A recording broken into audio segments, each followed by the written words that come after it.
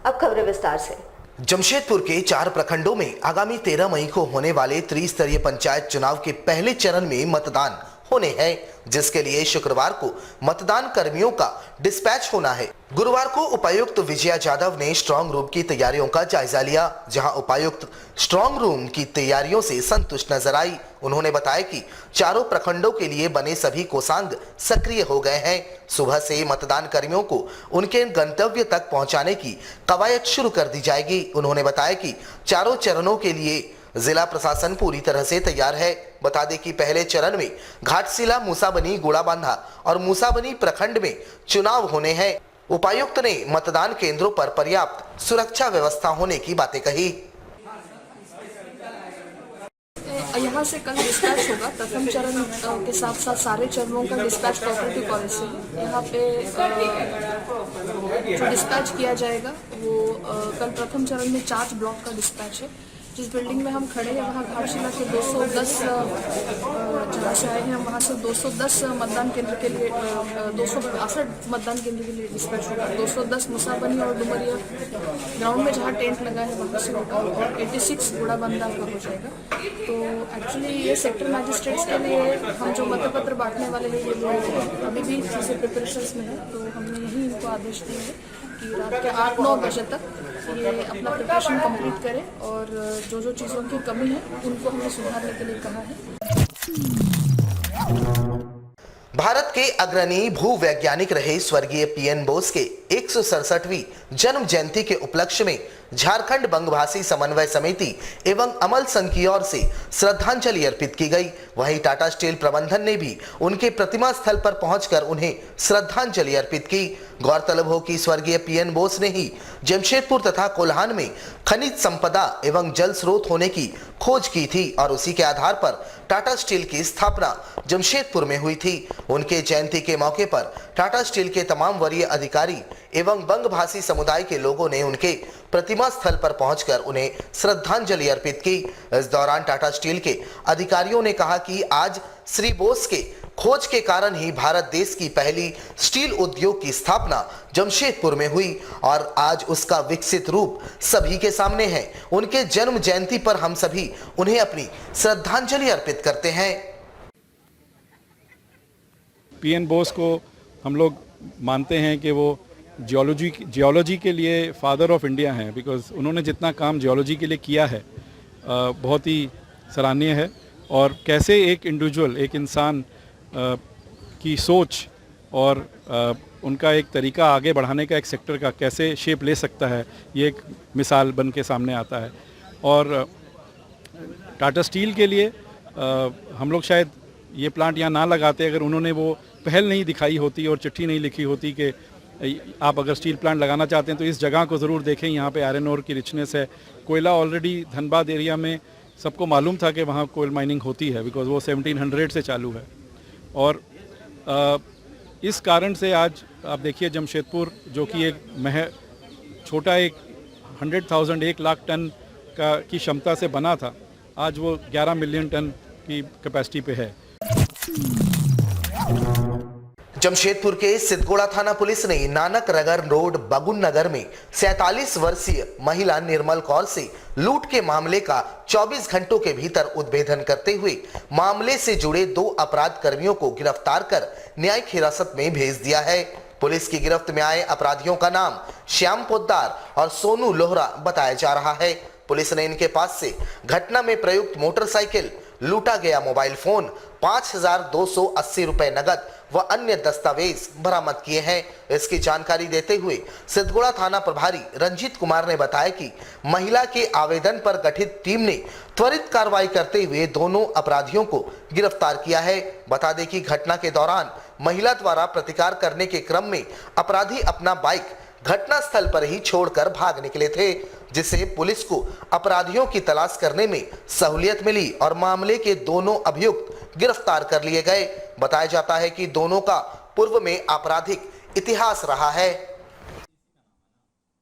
10/5/2022 को बागुनगर स्थित नानक रोड में एक महिला के साथ पर्स छीनने की घटना हुई थी, जिसमें 2 अज्ञात मोटरसाइकिल सवार के द्वारा घटना कारित की गई थी।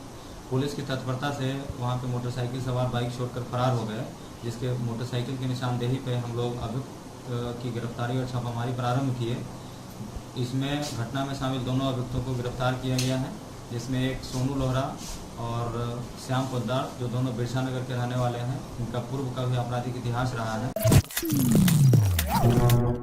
जमशेदपुर पूर्वी के विधायक और राज्य के पूर्व मंत्री सरयू राय ने एक बार फिर से जुस्को के खिलाफ मोर्चा खोला है। गुरुवार को एक प्रेस कॉन्फ्रेंस आयोजित कर सरयू राय ने जुस्को पर लीज समझौते का उल्लंघन करने और वायदों को पूरा नहीं करने का आरोप लगाया है।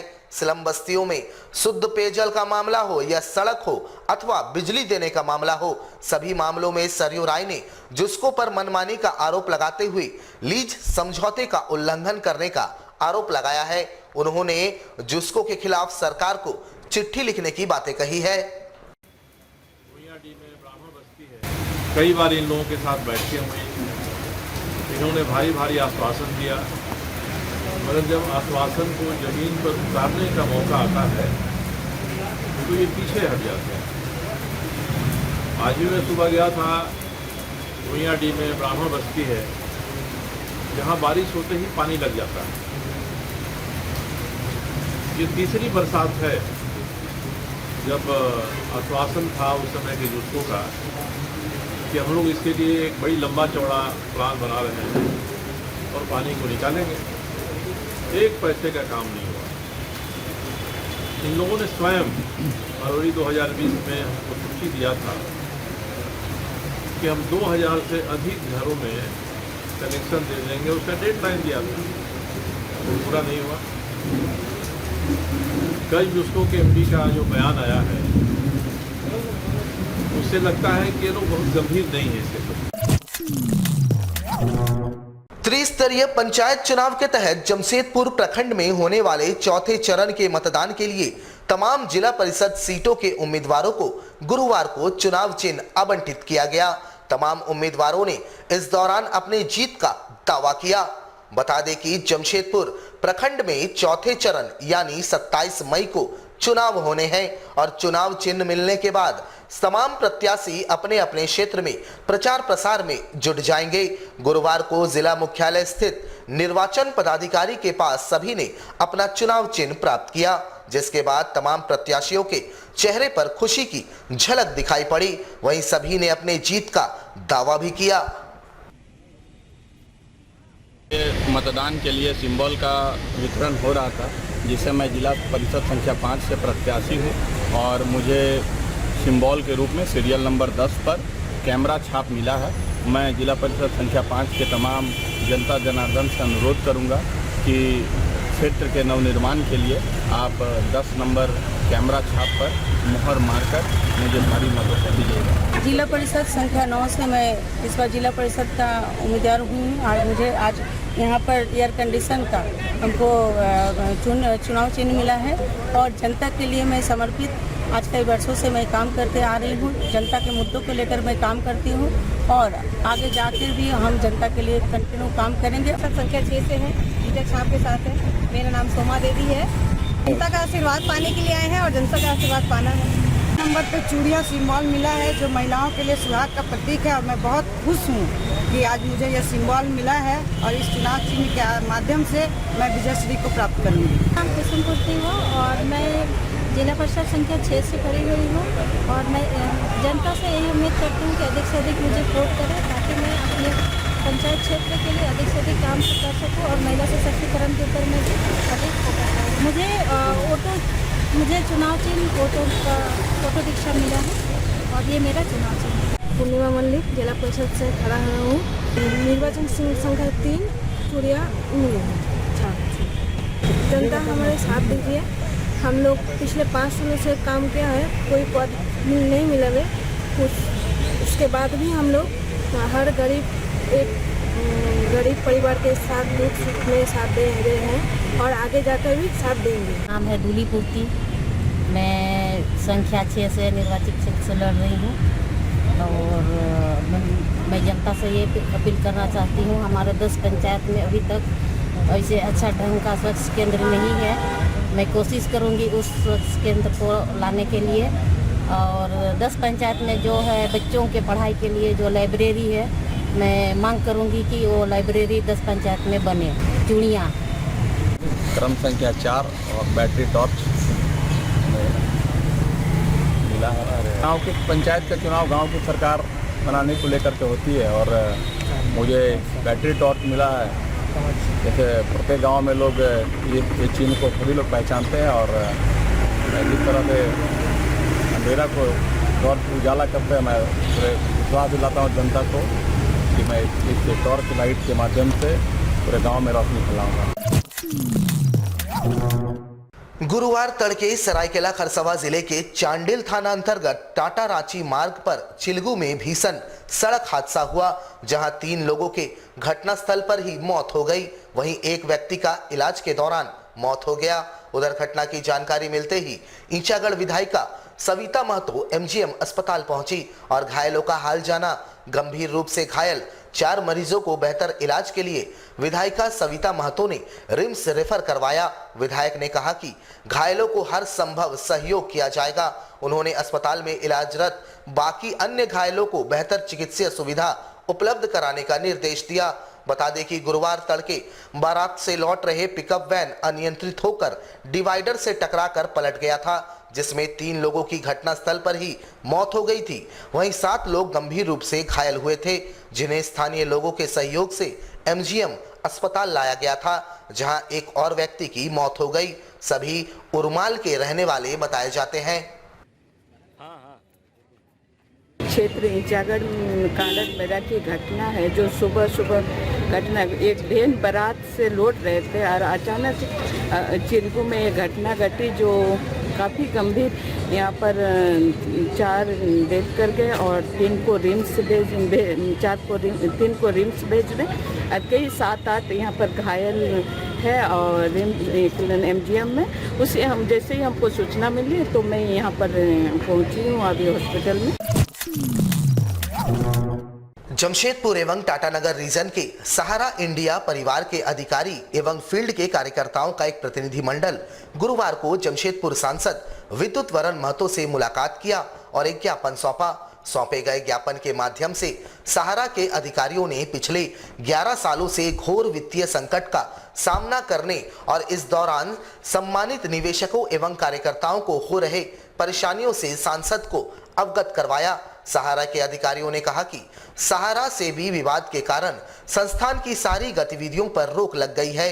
माननीय सुप्रीम कोर्ट के निर्देश पर समूह ने सहारा से भी अकाउंट में 24,000 करोड़ रुपए जमा करा दिया है, मगर सेबी अब तक निवेशकों का भुगतान नहीं कर रही है, जिससे निवेशकों का भुगतान प्रभावित हो रहा है और आए दिन निवेशक, ऑफिस और फील्ड के कार्यकर्ताओं के बीच दूरियां बढ़ रही है, जिससे स्थिति भयावह होती जा रही है। सहारा के अधिकारियों ने सांसद से उक्त प्रकरण को सदन में उठाने और भारत सरकार के इस मामले पर पहल करने की मांग की है। वहीं सांसद विद्युत वरण महतो ने मामले को गंभीर बताया और कहा, आगामी मॉनसून सत्र में सदन के पटल पर सहारा का मुद्दा उठेगा। सांसद ने कहा, देश के प्रधानमंत्री ऐसे मामलों को लेकर गंभीर है और जल्द ही इस मामले पर भी अच्छी पहल की जाएगी। उन्होंने पीड़ित निवेशकों को न्याय दिलाने का भरोसा दिलाया।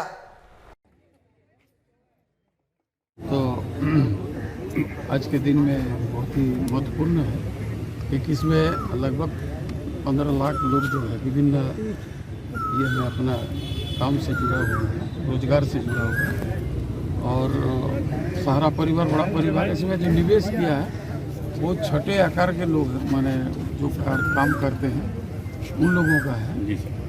और इस निश्चित रूप से ये जो मैटर है ये बहुत बड़ा मैटर है और चलती मानसून सत्र जो आएगा इसमें हम उसको लोकसभा में उठाएंगे और साथ साथ प्रधानमंत्री का जो संबंधित विभाग है उससे भी बात करेंगे ताकि इन पर ये जो न्यायपालिका और इसका जो कार्यपालिका इसको कुछ तरह हस्तक्षेप हो जाए। इन लोगों को नहीं मैटर इतना ही है, डेफिनेटली हम लोग इसको प्रयास करेंगे ताकि इन लोग से न्याय हो सके।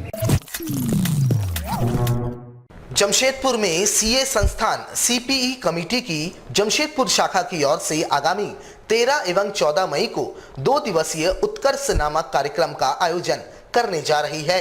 इसकी जानकारी एक वार्ता के दौरान दी गई। इसमें मुख्य वक्ताओं के रूप में शहर के बाहर से 5 सीए मौजूद रहेंगे। जमशेदपुर, रांची एवं धनबाद जिले से 200 सीए सदस्य इस कार्यक्रम में शामिल होंगे। मुख्य रूप से income tax, GST, company act जैसे कई टैक्स के नियमों की विस्तृत जानकारी प्रदान करने हेतु इसका आयोजन किया जा रहा है। जमशेदपुर ब्रांच ने 2 दिवसीय प्रोग्राम जिसका नाम उत्कर्ष रीडिफाइनिंग प्रोफेशनल बाउंड्रीज है, उसको होस्ट किया है। ये प्रोग्राम में जमशेदपुर से बाहर से 5 स्पीकर आएंगे। ये प्रोग्राम के चीफ गेस्ट हमारे इंस्टीट्यूट के प्रेसिडेंट सीए देवेशिष मित्रा जी होंगे और guest of honour CA Aniket Sunil Talati ji होंगे। और इस प्रोग्राम के स्पेशल गेस्ट कुमार अडूडिया जी होंगे। ये प्रोग्राम का मोटिव जो है हमारे मेंबर्स के बीच में income tax, GST, companies act, accounting standard और एथिक्स के लेकर इंफॉर्मेशन को अपडेशन करना है। जमशेदपुर प्रखंड अंतर्गत पूर्वी हलुद्वनी पंचायत के मुखिया प्रत्याशी पानो मुर्मू ने कहा कि हमारा मुख्य उद्देश्य क्षेत्र का सर्वांगीण विकास करना है। साथ ही क्षेत्र के साफ सफाई पर मेरी पहली प्राथमिकता रहेगी। त्रिस्तरीय पंचायत चुनाव को लेकर जमशेदपुर प्रखंड में उत्साह काफी तेज हो चुका है। हर पंचायत के मुखिया प्रत्याशी अपने पंचायत में दौरा कर वोटरों को अपने पक्ष में वोट करने की अपील कर रहे हैं। वहीं पूर्वी हलुद्वनी पंचायत की पूर्व मुखिया सह प्रत्याशी पानो मुर्मू ने कहा कि हमारा मुख्य उद्देश्य क्षेत्र के सर्वांगीण विकास करना है, साथ ही क्षेत्र में साफ सफाई पर ज्यादा ध्यान देना है। मैं पानो मुर्मू ग्राम पंचायत पूर्वी हलुद्वनी में रहती हूँ। मैं पिछले समय में इस पंचायत की मुखिया रही हूँ और इस बार भी नामांकन की हूँ। पिछले मुखिया काल में हमने पंचायत के सर्वांगीण विकास के लिए सरकारी फंड से अपने जितने भी वार्ड हैं सभी वार्ड में कार्य किए हैं, जैसा कि रोड, नली और सोलर लाइट की व्यवस्था। मेरी पंचायत में चारों तरफ में कहीं भी अंधेरा नहीं है, जहां से महिलाओं का आने जाने के लिए असुविधा होती थी। उस क्षेत्र को विशेष ध्यान रखते हुए उस क्षेत्र में प्रकाश की व्यवस्था की हूँ और साथ ही पेयजल की आपूर्ति हेतु हमने सोलर जल मीनार लगाई है, जिसमें सभी जनता पानी लेती है। तो मैं प्रयास करूंगी कि सरकारी जो योजनाएं हैं उनको धरातल पर लाकर उनको इंडिपेंडेंट बनाऊं। और हमारे पंचायत में अभी तक एसएच ग्रुप का सिर्फ डेवलप हुआ है, तो टोटली अभी वो एक्टिव नहीं हो पाई है। तो मैं अगली बार ये चाहूँगी कि हमारे एसएच ग्रुप एक्टिव हो और सभी महिलाएं आत्मनिर्भर बने। और मैं अपना पंचायत का सर्वांगीण विकास के लिए प्रयास करूंगी। हमारे साथ लगातार जुड़े रहने के लिए आप हमें YouTube पर जरूर सब्सक्राइब करें। आज के लिए बस इतना ही। कल आपसे फिर मिलेंगे कुछ नई खबरों के साथ। तब तक के लिए ANG न्यूज़ की पूरी टीम को दीजिए इजाजत। नमस्कार।